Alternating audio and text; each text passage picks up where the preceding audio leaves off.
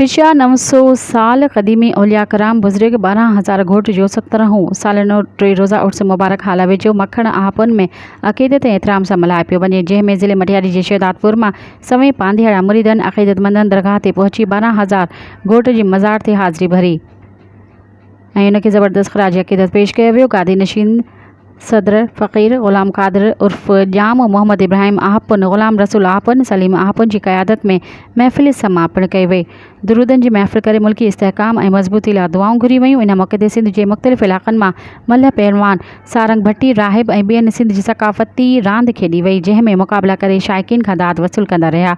इन मौक़े ते गादी नशीन चयो त औलिया करामनि जे नक्शे क़दम ते हलण ते ॿिन्ही जहाननि में कामयाबी हासिल करे सघिजे थी ऐं मुल्क मां इंतहा पसंदी जो पिणु ख़ात्मो करे सघिजे थो।